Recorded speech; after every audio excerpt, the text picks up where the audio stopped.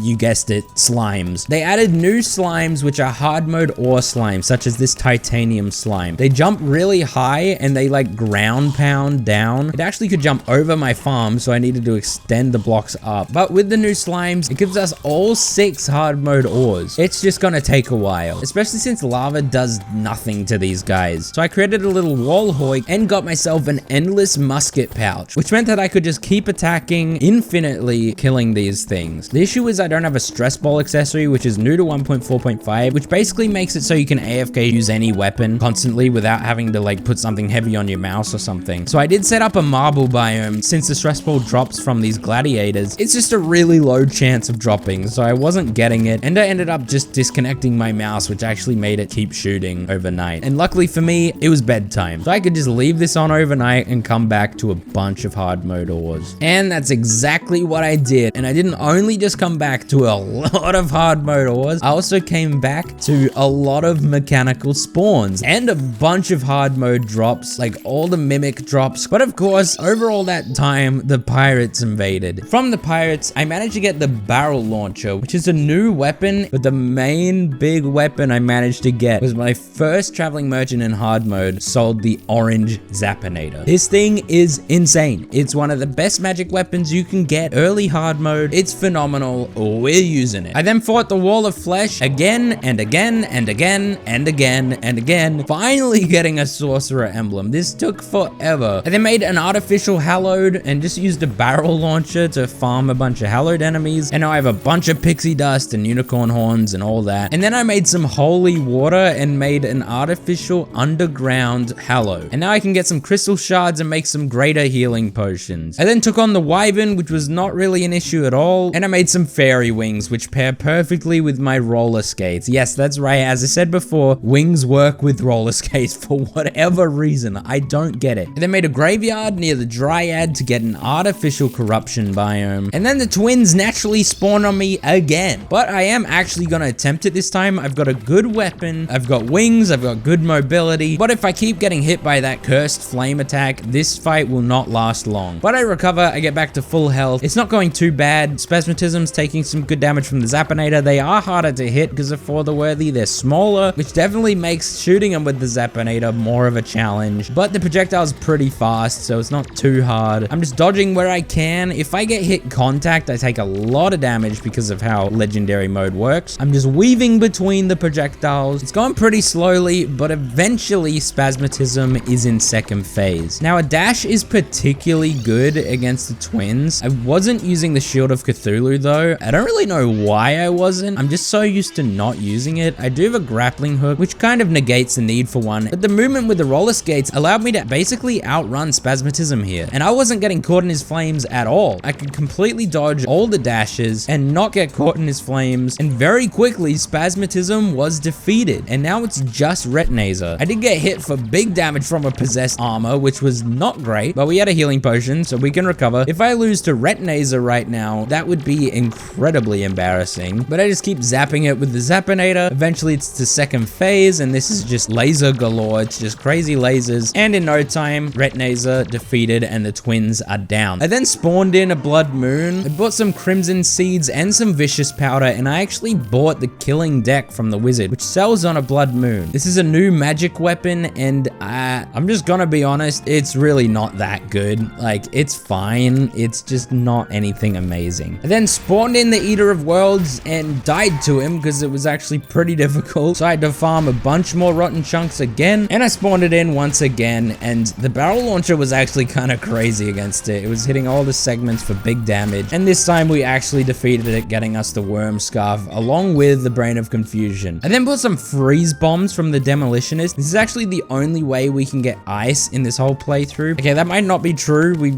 probably could get snow from the Frost Legion, but I'm not going to do that. And then I placed down the ice so that we can finally maybe get some Shiverthorn to grow. I've been able to get most of the herbs in this playthrough. The only ones I haven't been able to get are Fire Blossom, which is all around pretty useless, Shiverthorn, which we haven't needed until now since it's needed in Life Force potions, and same goes for Waterleaf. I fished up some Eboncoin, and I spent a while lava duping so that I could get some obsidian to turn into sand to make a tiny little artificial desert, hoping that Waterleaf will spawn on this. And now we're ready to fight the next mechanical boss, the Destroyer. I spawned it in, switched to my orange Zappinator, and it's dead.